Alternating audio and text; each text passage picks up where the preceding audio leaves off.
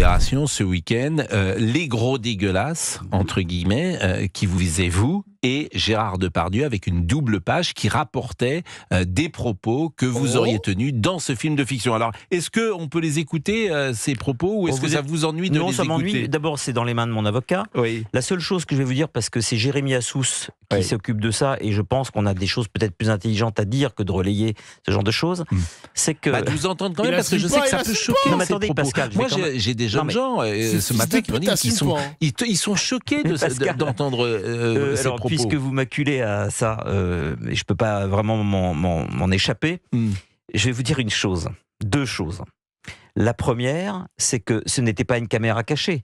Je joue dans mon propre film. Donc, je sais que je suis filmé, puisque c'est censé être montré. Le mec, il réalise le film et il nous explique après qu'il est acteur de son propre film aussi. Non mais il se fout de notre gueule, ce fils de pute. Hein. Il se fout de notre gueule. Donc ça, c'est par exemple ce qu'on va entendre là, ce sont des dialogues de fiction. C'est le dialogue de mon film. C'est comme si vous aviez volé en 1973 des rushs à Bertrand Blier, et dire « Regardez ce qu'on dit Devers et Depardieu ». Mais non, ce n'est pas une caméra cachée, ce n'est pas des choses qui ont été filmées à mon insu. Il y a deux techniciens qui me filment avec Gérard dans mon film de fiction qui s'appelle 70. Écoutons ce mais pour passage. le reste, c'est Jérémy Assous qui est sur le coup. Et écoutons ce passage parce que c'est bien que vous donniez votre... Non mais le mec, il nous fait croire maintenant, il nous fait croire que c'était que de la fiction. Il se fout de notre gueule. Mais les mecs, à quel moment ce mec-là, il est pas né avant la honte ? Il a pas honte de parler comme ça, sérieusement? Qu'est-ce que c'est que ça, l'excuse de la fiction, genre? C'est quoi ça? Et les gars, attendez, pause. Les gars, excusez-moi, pause. Parce que on se fout de notre gueule. La première fois que Yann Moix s'était expliqué sur TPMP avec son avocat, il expliquait que c'était de la fiction sur Gérard Depardieu, les paroles de Gérard Depardieu. Libération a sorti un article qui parlait aussi de Yann Moix, qui disait aussi des obscénités, c'était n'importe quoi.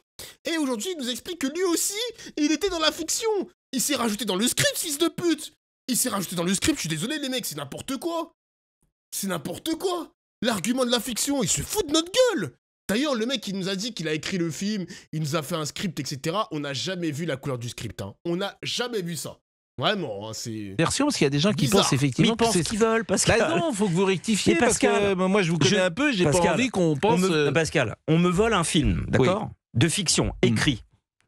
Un film de fiction, qui était censé sortir au cinéma. Film de fiction.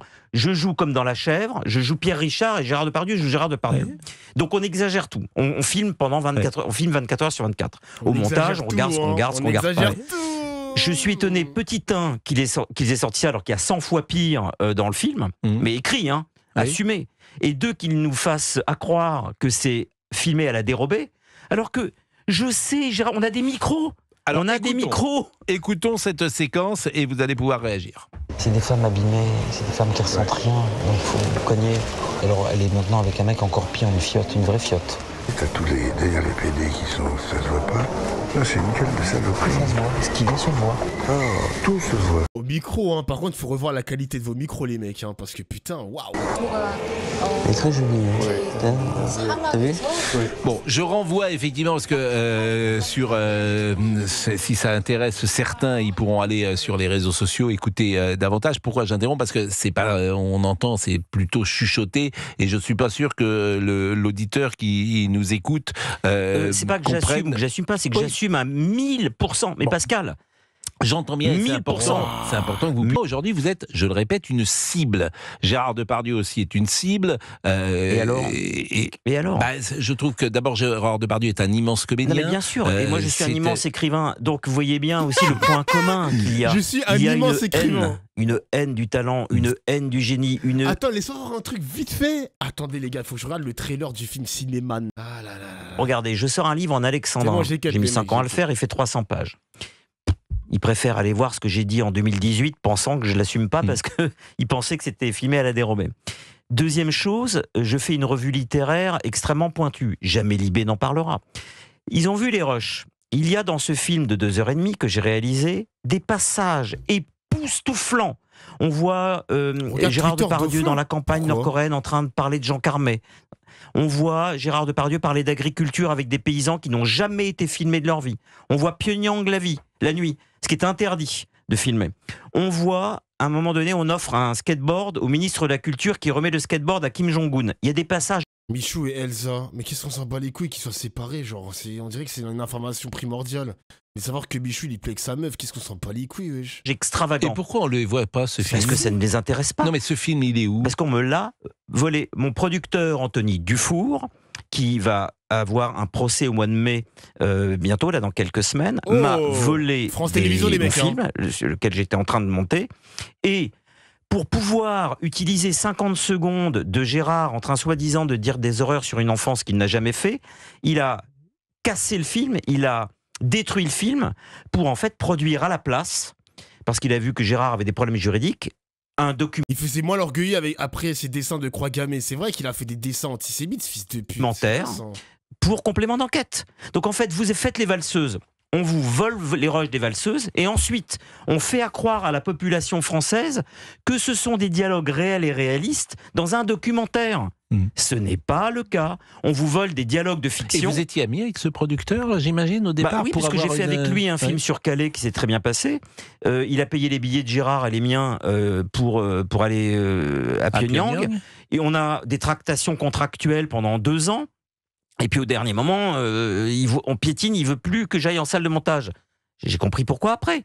Il s'était réservé pour sortir une horreur sur Gérard et non pas le film en lui-même. Bon, Gérard Depardieu. Il y aura un procès bientôt, évidemment, parce que tout ça est grave. Surtout que je vous le redis en face, Pascal, parce qu'on est quand même sur Europe 1. On dit pas n'importe quoi.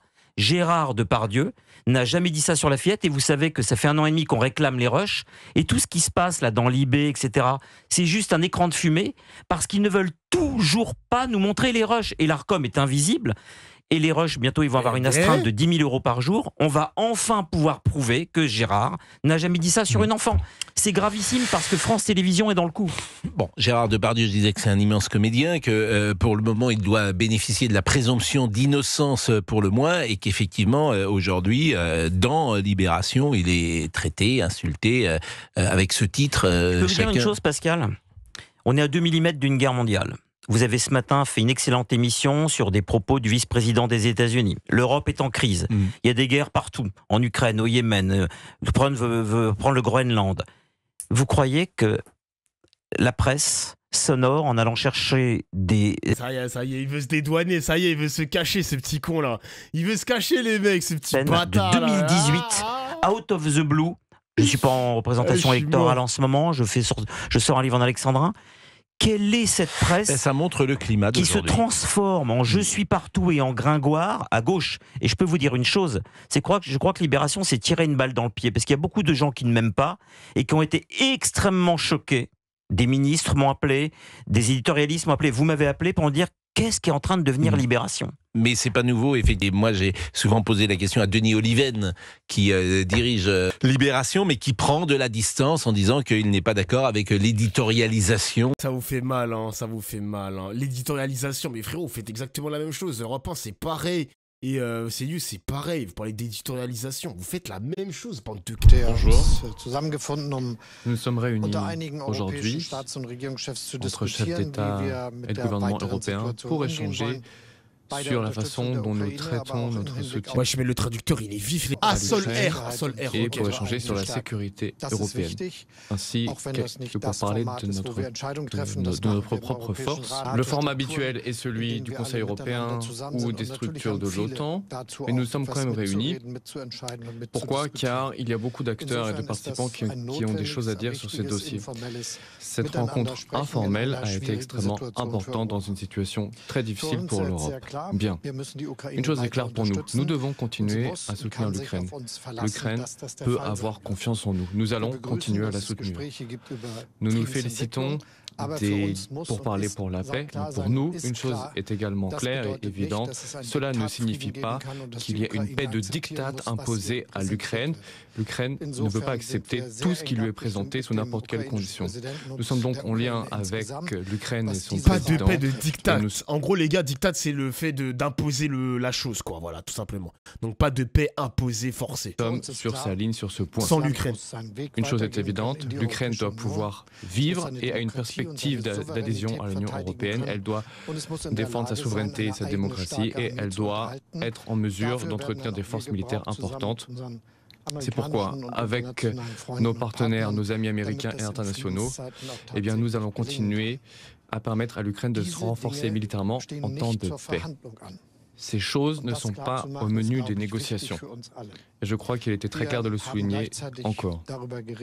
Nous avons également échangé sur la façon dont nous pouvons être en capacité de prendre en compte les défis qui nous attendent, à savoir renforcer l'Europe, à savoir renforcer ses capacités en matière de sécurité et de défense. Il faut prendre des décisions sur ces sujets. Nous avons déjà échangé et nous sommes d'accord pour dire que nous sommes prêts à dépenser tous au moins 2% de notre PIB pour la défense. Certains n'y sont pas encore, mais ils sont en chemin. Pour l'avenir de la défense de l'Europe, il faut que chacun fasse ce qu'il a à faire. Il y aura donc un débat. Ce débat a déjà commencé, un débat sérieux. Et si les États européens dépensent davantage que 2% de leur PIB pour la défense, alors l'Allemagne est favorable à la ligne qui veut que ces dépenses ne soient pas prises en compte dans les calculs de déficit budgétaire européen. Il y a donc différentes variantes. Il est clair qu'un engagement durable est nécessaire pour la défense, et ce, au niveau européen. Et pour cela, il faudra faire les investissements nécessaires. En outre cet objectif de 2%, nous avons également décidé que dans le cadre de l'OTAN, il y a un certain nombre d'enjeux et d'objectifs à remplir, objectifs qui définissent ce que chaque pays doit faire. Il faut également définir les voies et moyens pour tenir ces engagements. Donc, le débat est lancé, il arrive au bon moment, il s'inscrit également dans le cadre de ceux des débats qui sont menés au cadre de l'OTAN. C'est un moment important pour la sécurité. C'est pourquoi nous devons travailler et je tiens à compléter que tout ce que j'ai dit s'applique également à l'Allemagne. Encore une fois, il est clair que nous devons continuer à soutenir l'Ukraine et cela n'est possible que si nous le finançons. En vrai, ça l'arrange un peu la guerre, les mecs, hein, je vous explique. Hein. L'époque où il y avait la guerre en Ukraine, ça a commencé à prendre de l'ampleur, etc. On était en pleine élection présidentielle. La finale, c'était Macron versus Marine Le Pen. Les gens ont voté Macron parce qu'il n'y avait pas... Non seulement il y avait le barrage, évidemment le barrage républicain, contre Marine Le Pen, mais il y avait aussi une sorte de peur de déstabilisation où Marine Le Pen va changer, Macron il a sa tactique et tout avec l'Ukraine. Et là, pareil avec Olaf Scholz, je ne sais pas si son destin sera lié à celui de Macron, ou les Allemands, plutôt que de voter AfD, vont voter pour le parti de Olaf Scholz. Donc, je sais pas si ça aura un même effet, les mecs, je sais pas. Il y avait l'effet drapeau, exactement les gars, il y avait l'effet drapeau qui avait fonctionné avec Macron, à voir si ça a fonctionné avec Olaf Scholz. Hein. C'est dimanche, je crois d'ailleurs, les élections en Allemagne, c'est dimanche. Financement, ça peut jouer, hein, ça peut jouer. Ça peut jouer aussi parce que là, les Allemands écoutent. Ils écoutent actuellement, regardez les micros là, les micros allemands, ils écoutent Olaf Scholz et là, tu vois qu'il est dans une véritable posture, presque en chef des armées. Tu vois ce que je veux dire? Le ton, il est sérieux, le ton, il est ferme, il est à l'Élysée, il est pas n'importe où.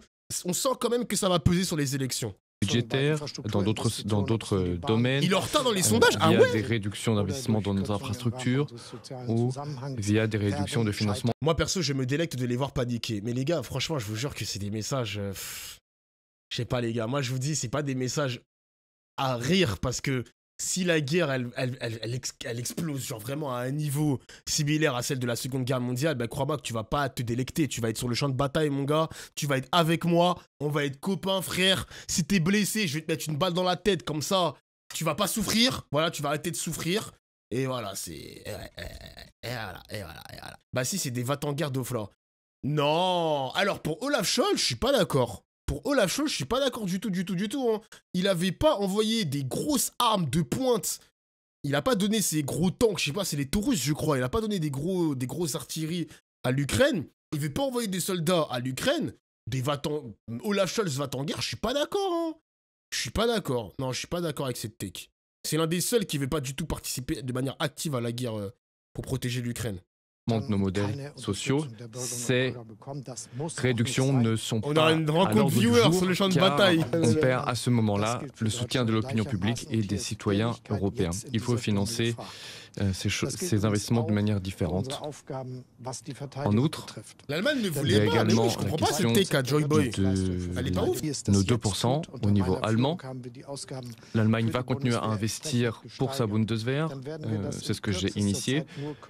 Nous ne pourrons le faire à court terme que si nous mettons sur la table chaque année au moins 30 milliards d'euros supplémentaires. Et cela n'est possible que si l'Allemagne allège sa règle d'or budgétaire, c'est-à-dire son frein à l'endettement. Cela est d'autant plus vrai si nous souhaitons respecter l'ensemble des engagements pris. Il faut donc le dire clairement à tous les Allemands, mais c'est également vrai pour tous les Européens. Nous avons besoin d'un débat clair sur le défi de sécurité, débat qui doit être mené et conduit sérieusement. La question qui se pose ensuite, une fois qu'on a répondu à un certain nombre de questions, c'est comment finançons-nous nos réponses? Et je suis disponible et prêt à en parler. Deux questions. Monsieur le chancelier, est-ce que vous êtes pour un financement commun des Européens? Nous sommes en train de réfléchir à cette question. J'ai proposé dans un premier temps, de permettre une marge de manœuvre budgétaire supplémentaire. Il y aura d'autres propositions.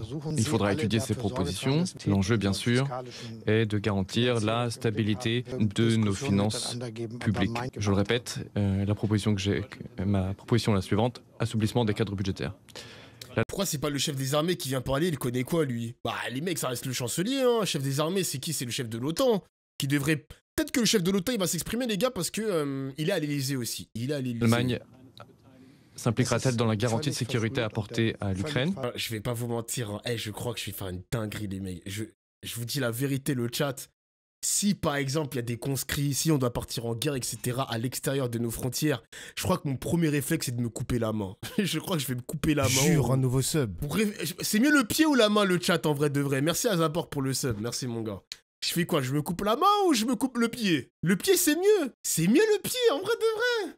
Putain, traître à la nation. Yahoo! Ouais! Je mets une prothèse. Je mets une prothèse, comme dans Berserk, les mecs. Comme dans putain de Berserk. Pow!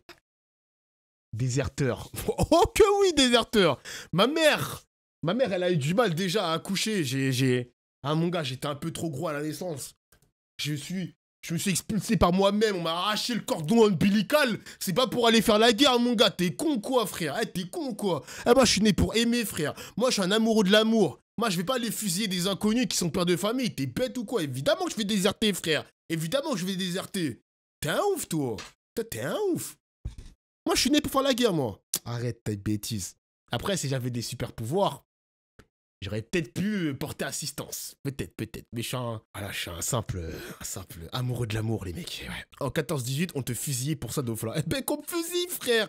Je pense que si on me fusille, je pense que j'irai au paradis. Moi, je le dis, les gars, je pense que j'irai au paradis. Pas grave, c'est pas grave. La guerre, c'est moche.